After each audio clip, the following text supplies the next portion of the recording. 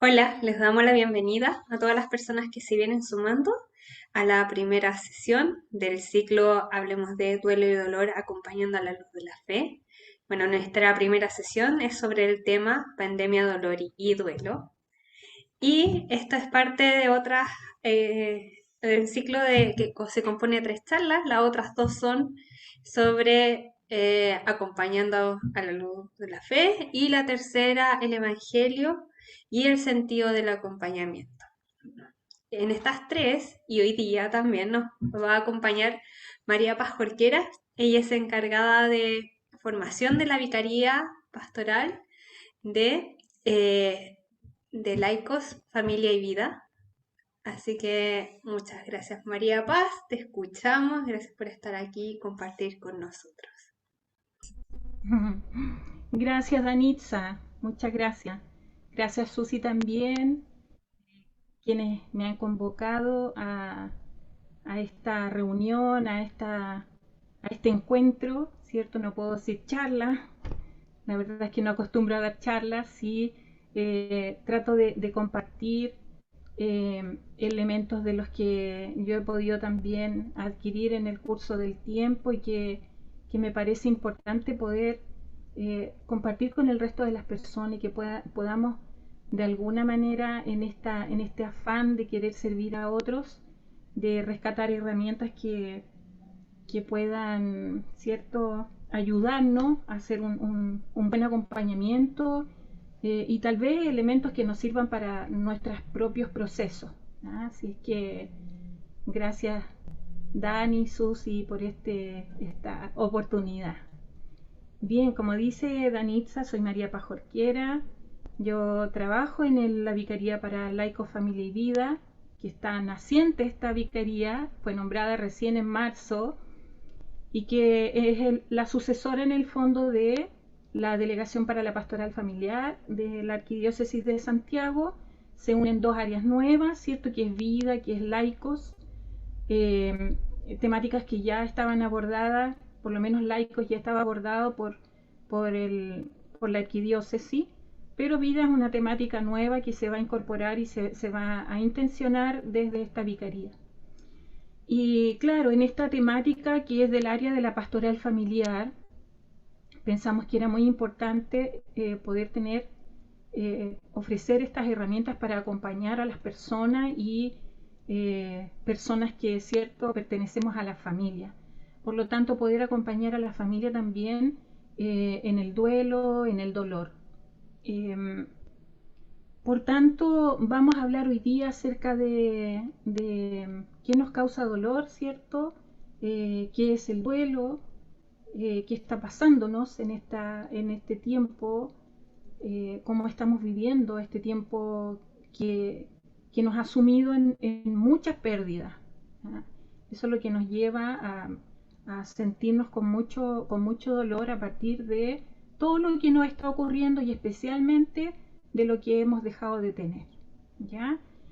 Eh, yo me voy a ir refiriendo en función de las temáticas a partir de alguna presentación para que sea un poco más dinámico. Eh, Así que me voy a apoyar con algunas láminas. Decir también que si en esto que tratemos de que sea más bien una conversa, que haya un feedback respecto de lo que pueda yo ir entregando, no hay ningún problema en que haya intervenciones, ¿ya? Muy importante porque a partir de las intervenciones que tienen que ver con nuestra experiencia o tal vez con las dudas que tengamos, vamos construyendo y vamos enriqueciendo, ¿cierto? Este espacio de encuentro. Así es que bien, vamos a comenzar. Yo voy a compartir, como les digo, eh, una presentación, un PPT simple. Hablemos de duelo, hablemos de dolor, herramientas de acompañamiento a la luz de la fe, ¿cierto? En el duelo. Iniciamos pensando, teniendo en cuenta, eh, como les decía yo, esta experiencia que ha sido difícil, ¿cierto? Ha sido un sentir del que nadie se ha escapado, una vivencia de la que nadie se ha escapado, esta experiencia mundial que nunca nadie se imaginó que pudiéramos experimentar. Sin embargo, llegó de manera inesperada. Por tanto, hemos sentido, experimentado muchas emociones, muchos sentimientos. Y desgraciadamente son sentimientos negativos. Si bien es cierto, uno puede hacer un análisis acerca de esta experiencia de la pandemia, también podemos sacar cosas muy buenas de esta pandemia, muy buenas. Pero lo que nos asalta primero son las cosas negativas, ¿ya? Y que tienen que ver con todo lo que hemos perdido durante este tiempo. Pensar en lo que teníamos, en lo que ya no tenemos. Y que no solamente es una experiencia individual, sino que es una experiencia comunitaria, una experiencia mundial. Por tanto, nos está tocando a todos. No hay ninguna persona que quede de manera indiferente. ¿Ah? Todos estamos sintiendo algo, porque esta pandemia, estamos en medio de la pandemia, a pesar de que el sentir es que, o el querer que sintamos que esto ya está pasando, ya queda poquito, ya. En esperanza, cierto, pero en realidad estamos todavía en pandemia y estamos todavía con situaciones de decepciones, de expectativas que no se cumplieron, de sueños que no se llevaron a cabo, de tantos planes que pueden haber habido, ¿cierto?, en la vida en estos 2 años, casi 2 años. Por tanto, a partir de esta pandemia podemos concluir de alguna manera que lo que viene ahora, post pandemia, es súper complicado. ¿Ah? Es difícil de mirar porque vamos a necesitar mucha ayuda, se van a necesitar muchas manos, se van a necesitar muchos oídos. La gente necesita, nuestros hermanos, nuestros vecinos, la familia, nuestros amigos van a necesitar de mucha escucha. Y cuando se habla de escuchar, ciertamente no vamos a poder quedarnos ajenos a lo que el otro nos va a narrar, ¿cierto?, de sus dolores desde esta pandemia, porque también las estamos sufriendo, también somos protagonistas. Por tanto, necesitamos saber cómo escuchar, qué decir, qué no decir, ¿cierto? Saber de qué se trata el duelo, cómo se vive el duelo, a raíz de qué se vive el duelo. Entonces vamos a mirar desde algunos autores, ¿cierto?, respecto de este tema que es el duelo, ¿ya? El dolor, el duelo. Por tanto, nos preparamos, ¿cierto?, para abrir también nuestro corazón, para pedirle al Señor que nos acompañe, especialmente en este encuentro, que podamos abrir el corazón al Señor, abrir nuestra mente, ¿cierto? Que el Señor nos regale el don de la inteligencia y de la sabiduría para acoger, ¿cierto?, estos temas. Corazón para mirar lo que también nos ocurre y estar disponibles a sanar también nuestras heridas, a pedirle al Señor en su misericordia que podamos ser sinceros también con uno mismo, y mirar nuestra vida, que sea una oportunidad también de sanación y una oportunidad para poder acoger y guardar estas herramientas para ir en ayuda de otros. Así es que ponemos a nuestro Padre, al Señor, nos ponemos en su presencia para que este encuentro sea desde la gracia de Dios. En el nombre del Padre, del Hijo y del Espíritu Santo. Amén. ti, Señor, te ofrecemos este encuentro con estos hermanos que han acogido tu llamado, Señor. Ayúdanos, asístenos, danos todo de ti, para que podamos ser instrumentos tuyos, Señor, para que tú también puedas tocar nuestra historia, nuestra vida, y puedas sanar lo que nos duele, Señor, para poder también ayudar a los que sufren. Amén. Muy bien. Entonces, el COVID ha generado una multiplicidad de cambios y pérdidas, como lo decíamos, ¿cierto? Mucha gente ha perdido el trabajo, el contacto con la familia y los amigos. Muchas familias se han distanciado. Ciertamente nos volvemos a reencontrar con la familia, pero en estos 2 años hay historia que se ha perdido en comunión, se ha perdido en comunión familiar.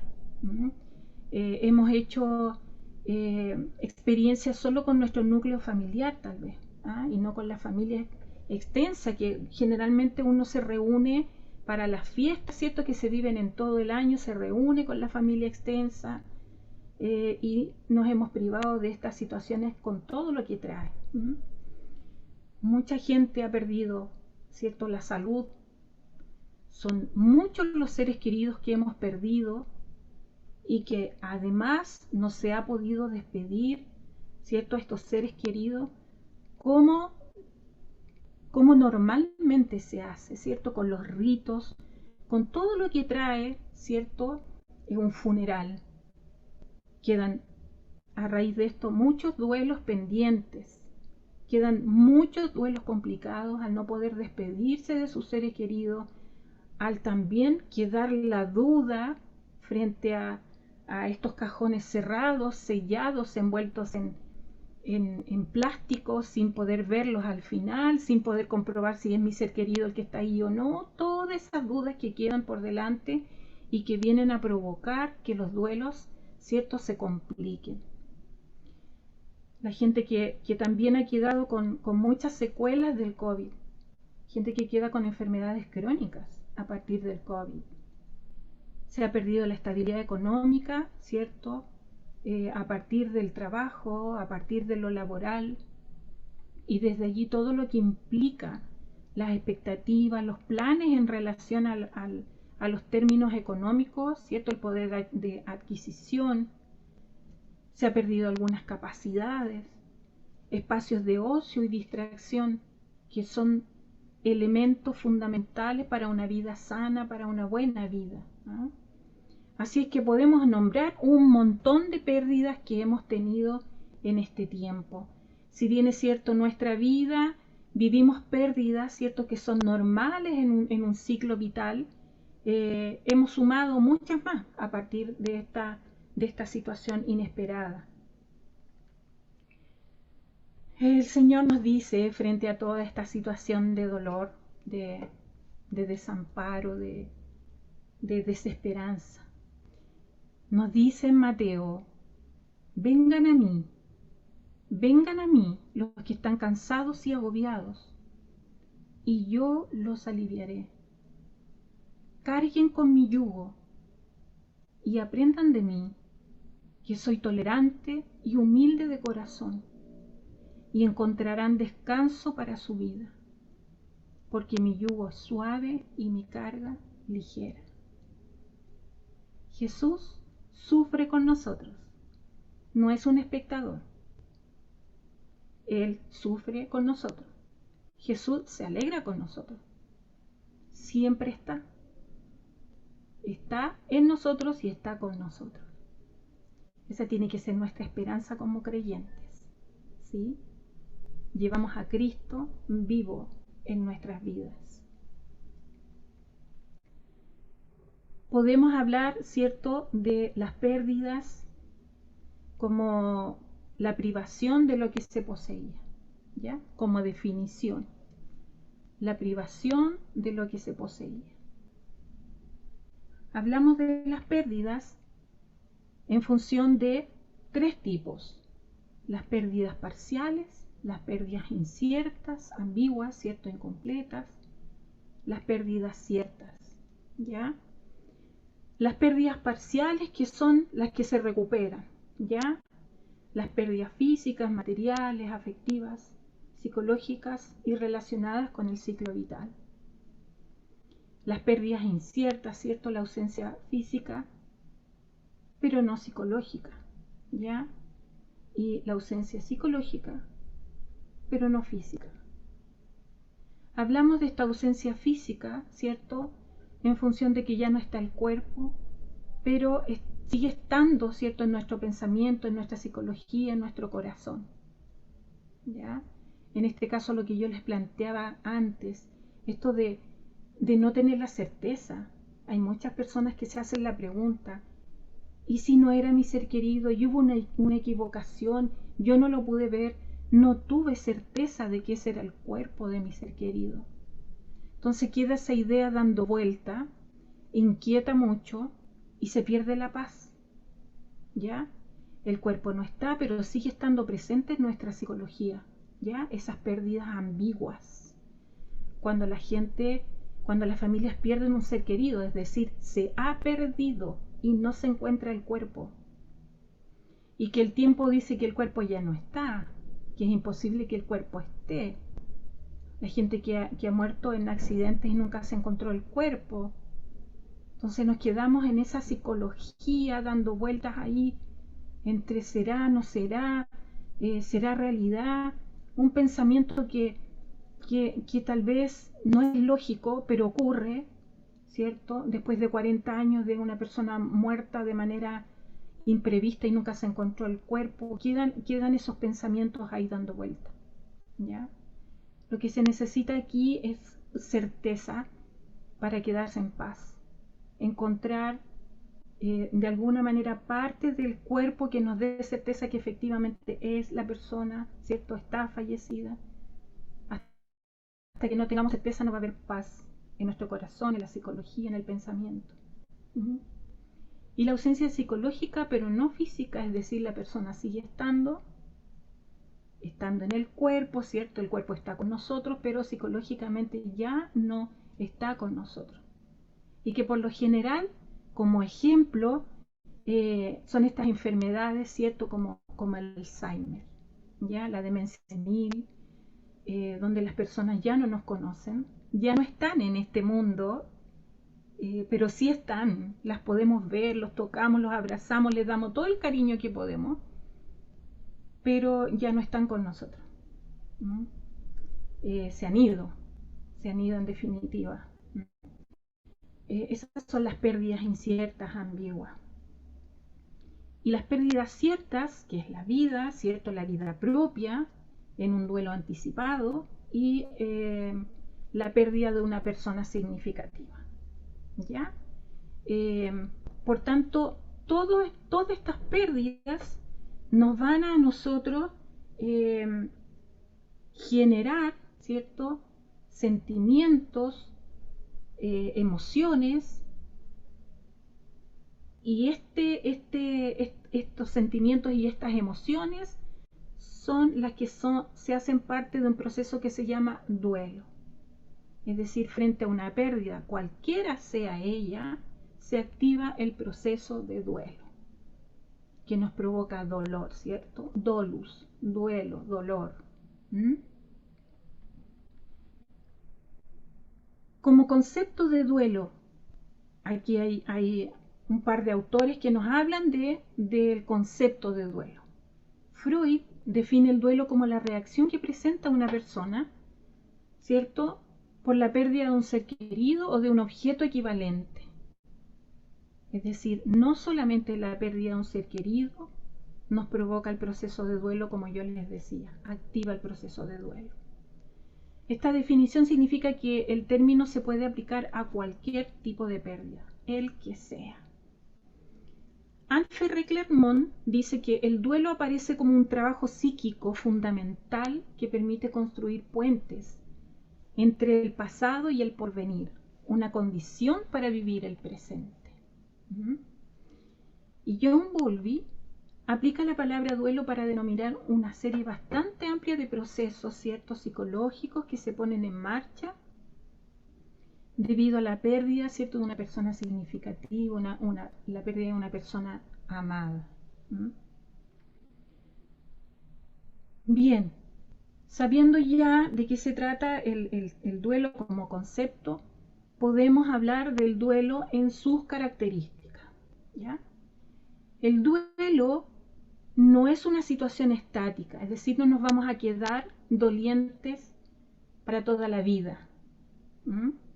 El duelo es un proceso. Vamos a pasar por distintas fases o distintas etapas, ¿cierto? Se puede dividir también en dimensiones entre estos términos de acuerdo al autor con el que nos formemos. Vamos a reconocer entre etapas, fases, dimensiones, ¿ya? Pero hablan prácticamente de lo mismo en función de este proceso. También es único y repetible. Es dinámico, cambiante, ¿cierto? Un evento variable de persona a persona, entre familias, culturas, sociedades.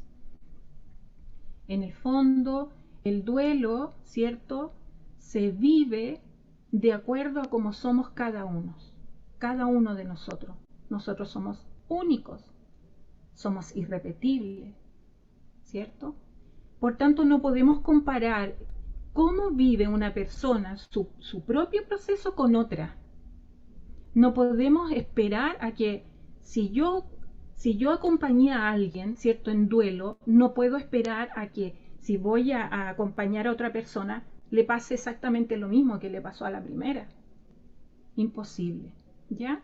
Porque así como somos irrepetibles, únicos, así mismo se vive el proceso de duelo, ¿ya? Pero sí hay algunos elementos que desde la psicología nos pueden ayudar a entender de alguna manera en general cómo se presenta este proceso, ¿ya? Y como característica del proceso también podemos decir que es marcado por la aparición de problemas de salud. Esto es muy importante tenerlo en cuenta, ¿ya? Porque solo una buena comprensión de este proceso nos va a permitir elaborar formas, estrategias, ¿cierto?, para enfrentar el dolor que se siente por la pérdida, ¿ya? Por la pérdida, por la muerte de un ser querido. Bien, entonces sabemos cómo, ¿cierto?, aparece el proceso de duelo, qué lo provoca, qué es el duelo, y ahora vemos las características. Un poco para ir haciéndonos la idea, vamos escalando, ¿ya? Bien, aquí nuestro autor, John Bowlby, nos hace mención a la división de este proceso, ¿cierto?, en 4 fases, sabiendo que hay otros autores que dividen este proceso en otra cantidad, ¿cierto?, de etapas o de dimensiones, pero aquí vamos a reconocer lo que John Bowlby, ¿cierto?, en sus estudios ha manifestado. Él habla de una primera fase que es el choque, la segunda fase que es el anhelo y la búsqueda, la tercera fase que es la desorganización y desesperanza, y la cuarta fase que es la reorganización. ¿Ya? El choque, el anhelo y la búsqueda, la desorganización y desesperanza, y por último la reorganización. ¿Ya?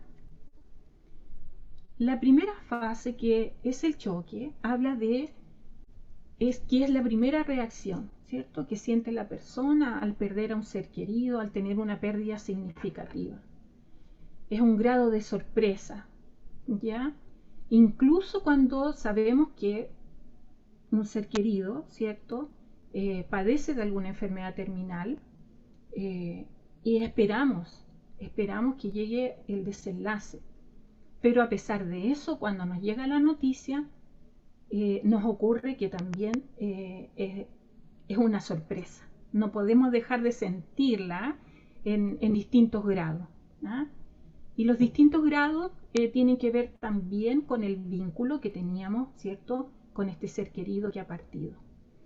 Entonces, en esta primera fase lo que nos aparece ahí es esta sensación de, más bien es un shock, ¿ya? Quedamos en shock.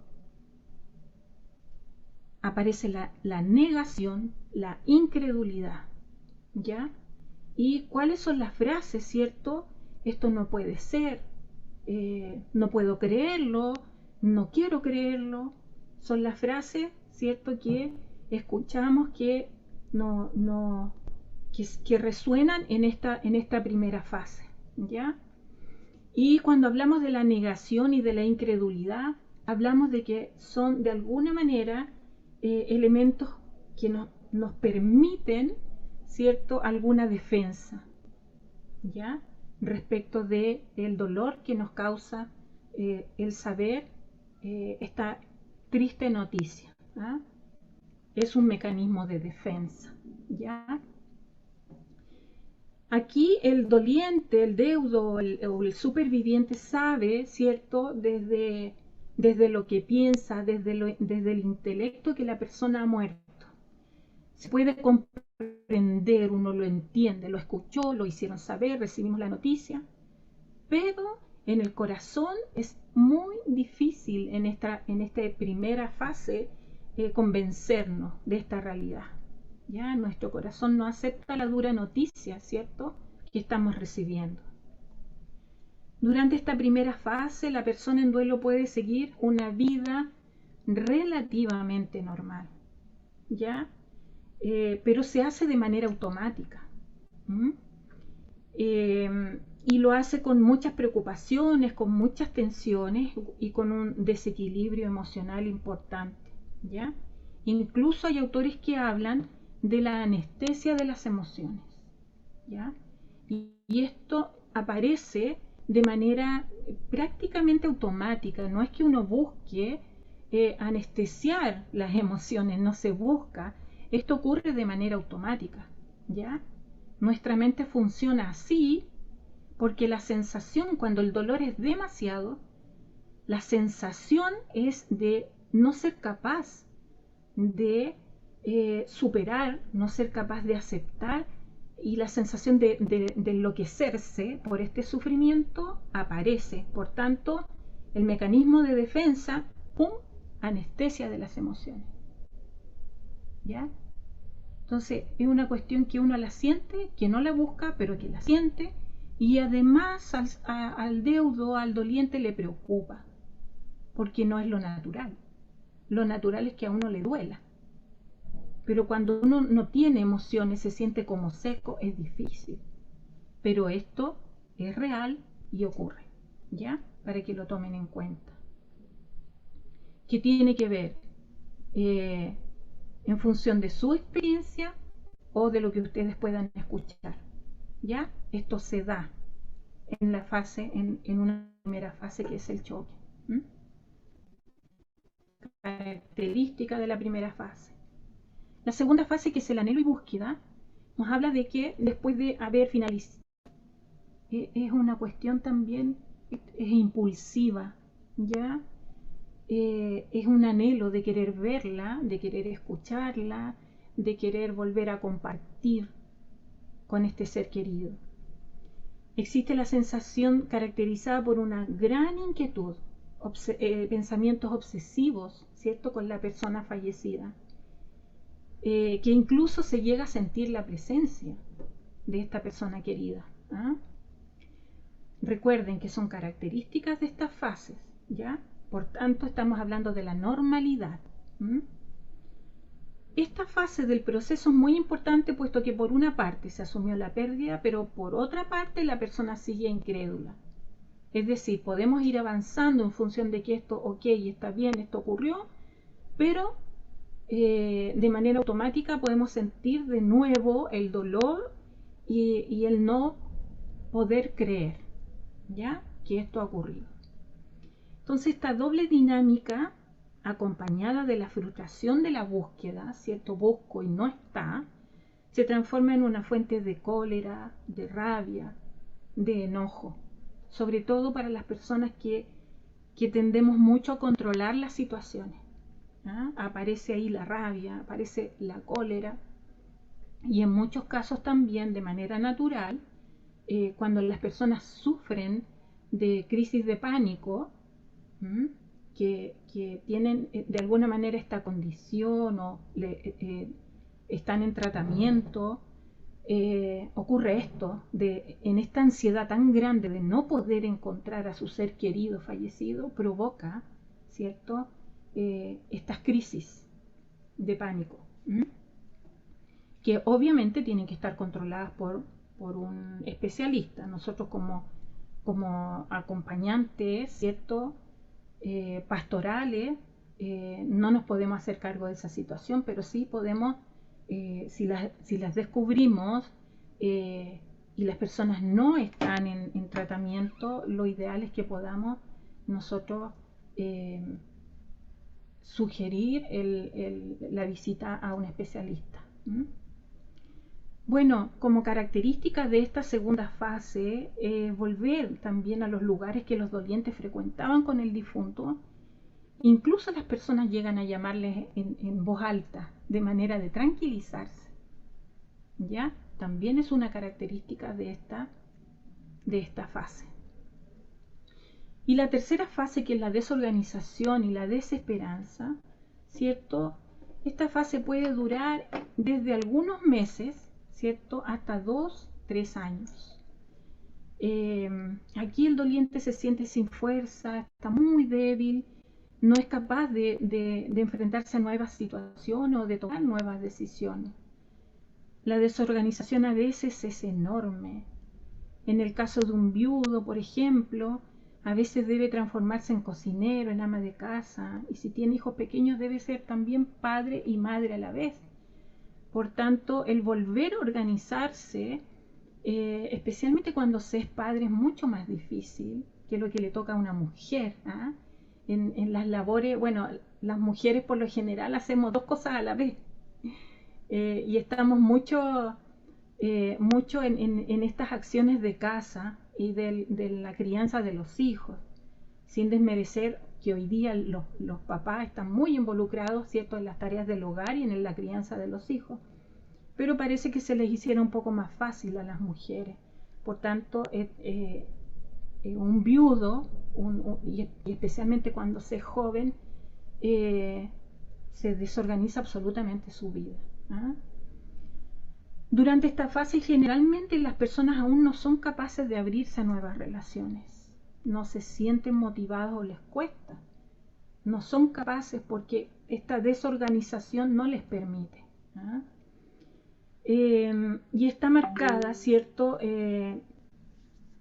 esta desorganización marcada, ¿cierto?, o marca el periodo de tiempo en que el vacío y la sensación de ausencia se muestran cruelmente. El superviviente siente que todo está destruido, todos los lazos están rotos. Ellos quieren vivir su duelo tranquilo. No quieren mirar ni para atrás ni para adelante, solo están fijándose en este aquí y ahora, en que tengo un tremendo lío, en la cabeza, en el corazón, en cómo ordeno todo, cómo reordeno todo. Y la cuarta fase es la reorganización, ¿ya? La nueva vida nunca será como antes, ¿cierto? Aquí hay un antes y un después. Pero como con el tiempo se va abriendo paso a la esperanza. Y el tiempo, aquí tenemos que tomar en cuenta que el tiempo solo no es el que ayuda, sino que el tiempo con la elaboración de este proceso es el que va a sacarnos adelante, ¿ya? Aquí se toma conciencia de la pérdida, se acepta el vacío y es posible enfrentar la dura realidad. La reorganización y el regreso a la vida más o menos normal va a depender de muchos factores y de la manera de vivir toda esta fase, ¿ya? Las características de esta cuarta fase son la reconstrucción de la forma de ser, ¿ya? La toma del control de la propia vida, el abandono de los roles anteriores y la búsqueda de un significado de la muerte, de saber hoy día quién soy yo después de, cómo me veo yo después de. En esta etapa es bueno tener la calidez, la ayuda y el afecto de los que, cierto, nos rodean, buscar otras relaciones, trabajo u hobby que den un sentido a la vida. Así será posible recuperar el autoestima. Ya en esta última fase podemos abrirnos, ¿cierto?, a los demás. Podemos de alguna manera contar con el resto, recibir ayuda. ¿Ya? Al principio hay un encerrarse en sí mismo, ¿ya?, para poder reconocer lo que ha pasado y poder hacer una aceptación de la dura realidad. Respecto de estas fases, ¿cierto?, tenemos que tener en cuenta que no todas las personas, ¿cierto?, pasan por ellas en el mismo orden. Las personas que acompañan en duelo deben saber que no se puede tomar estas fases literalmente, ¿cierto?, como que fuera una especie de fórmula mágica. Y existe una creencia común de que el duelo deberá estar resuelto al año de pérdida, mientras que algunos individuos pueden estar ya normalmente funcionando en el primer aniversario de la muerte, otros no lo estarán. Se dice que es un año la duración, ¿cierto?, del duelo, porque este año trae todas los hitos importantes, las celebraciones importantes que vive una familia. Por tanto, después del fallecimiento vendrá, ¿cierto?, una celebración familiar y nuestro ser querido va a estar ausente. Seguirá la próxima y la próxima y la próxima. Es decir, vamos, ¿cierto?, de alguna manera teniendo ya la experiencia cada vez mayor de estar sin nuestro ser querido fallecido.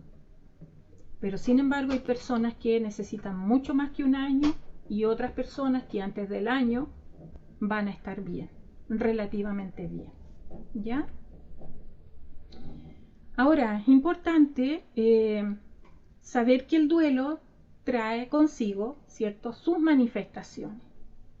Decíamos que cada persona es única con su propia historia, ¿cierto?, su educación, su personalidad, sus expectativas.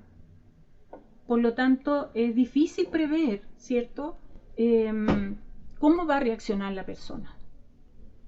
Pero siguiendo el pensamiento de Worden, podemos ver que las manifestaciones del duelo se expresan principalmente, ¿cierto?, a nivel de sentimientos, de sensaciones físicas, de cogniciones y conductas. ¿Ya? Así como somos nosotros, en su totalidad, integrales. Y a nivel de sentimientos, ¿cierto?, las manifestaciones emocionales, ¿cierto?, los sentimientos que aparecen y expresan las personas que sufren la pérdida de un ser querido, son fáciles de percibir. Entre ellas están la tristeza, el enojo, la culpa, el autorreproche, la soledad, la fatiga, la ansiedad, el shock, ¿cierto?, como veíamos en la primera fase, la impotencia, el anhelo en la segunda fase, la emancipación, el alivio, la insensibilidad, ¿ya? Son sentimientos absolutamente esperables, ¿cierto?, en un doliente. Tenemos las sensaciones físicas, ¿cierto?, que durante este proceso es importante preocuparse también de la salud física de los supervivientes, los que tienden a experimentar una serie de síntomas que normalmente son típicos de algunas enfermedades. Sin embargo, se ignora que todas estas sensaciones físicas forman parte del proceso de duelo. Y es importante saberlo, conocerlo, porque la experiencia, lo que narran las personas en duelo, es que existe el temor de que vayas a contraer o que vayas a desarrollar la misma enfermedad con la que falleció el ser querido. Hay una tendencia a creer eso. Cuando las personas mueren de cáncer al pulmón, por ejemplo, y durante este proceso de duelo bajan las defensas de manera normal porque estamos tristes, porque estamos desanimados. Bueno, bajan las defensas, nos resfriamos, tenemos tos, inmediatamente se relaciona, ¿cierto?, con este cáncer al pulmón por el cual murió mi ser querido. Entonces, esa tendencia es absolutamente normal. Por tanto, tenemos que tener claro cuáles podrían ser, ¿cierto?, estas sensaciones físicas, ¿ya? Alguna de ellas, el vacío en el estómago, la opresión en el pecho y o la garganta, la hipersensibilidad al ruido, la falta de aire, la debilidad física, la falta de energía, la sequedad de boca. ¿Se fijan? Estas sensaciones no siempre se toman en cuenta, pero tienen un rol muy importante, ¿cierto?, en el proceso de duelo. ¿Mm? Bien, hablemos de las cogniciones. Es sabido que existen muchas manifestaciones cognitivas del duelo. Algunas son normales, sobre todo al comienzo del proceso, y otras deben ser tratadas con mucho cuidado para que no se transformen en una ansiedad profunda, como yo les hablaba respecto de las crisis de ansiedad, ¿cierto? Y que pueden llevar a una depresión. Saber que cuando estamos en proceso de duelo, la tendencia es a sentirse deprimido, lo que no quiere decir, ¿cierto?, que estás adquiriendo una depresión como enfermedad, ¿ya? Lo que nosotros queremos en el acompañamiento, en esta intención de acompañar, es que este sentirse de alguna manera deprimido no se transforme en una depresión, ¿ya? Depresión, cuando un duelo se transforma en una enfermedad de este carácter como depresión, hablamos, ¿cierto?, de un duelo patológico, ¿cierto? Un duelo que requiere de especialistas. Ya no solamente el acompañamiento pastoral va a servir. Entonces, hablando de estas manifestaciones, ¿cierto?, podemos encontrar la incredulidad, que ya la vimos, ¿cierto?, que ocurre, de todas maneras, ocurre en la primera fase, que es el shock. También la confusión, mucha confusión, la preocupación y también las alucinaciones, ¿ya? Las alucinaciones que pueden ser provocadas de alguna manera por nuestra mente, pero también por una dimensión, ¿cierto?, espiritual, que puede ser en estas dos líneas, ¿ya? Solo se los manifiesto, no puedo dar más explicación de ello, porque el tiempo es poquito, pero se los manifiesto para que ustedes de alguna manera tengan algunas herramientas, pero que después ustedes puedan profundizar. Si me queda dando vuelta a esto, voy y de alguna manera investigo, ¿cierto? Y me voy preparando mejor. Respecto de las conductas, ¿cierto?, típicas, son las dificultades para dormir, los trastornos alimentarios, la conducta distraída, el aislamiento social, los sueños, también el evitar todo recuerdo del fallecido, visitar lugares o llevar consigo objetos que recuerdan al fallecido, la búsqueda y llamada en voz alta, ¿cierto?, en esta segunda fase del anhelo y la búsqueda, la hiperactividad, la conducta distraída, el llanto, etcétera, ¿ya? Son de alguna manera las manifestaciones normales, típicas de este proceso. ¿Qué es lo que podríamos nosotros definir como o detectar cuando una persona está haciendo un duelo sano o un duelo complicado? Tiene que ver con la intensidad de la manifestación, ¿cierto?, y la prolongación en el tiempo.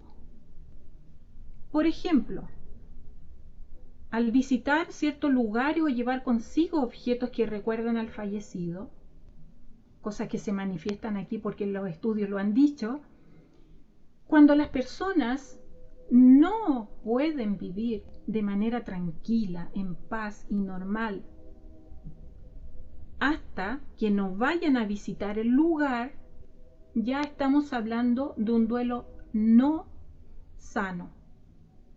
¿Ya? Que las personas dependan, que su vida depende de que yo tengo que ir a visitar 3 veces a la semana ese lugar.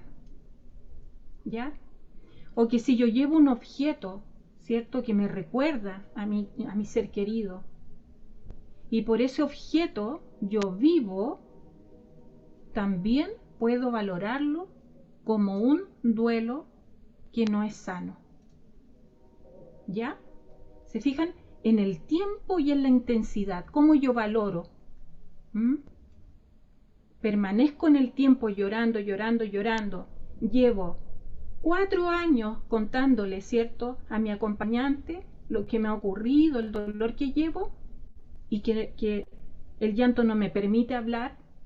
Estamos claramente hablando, ¿cierto?, que en el tiempo y en la intensidad de esta manifestación nos está llevando a pensar que este definitivamente es un duelo no sano. ¿Ya?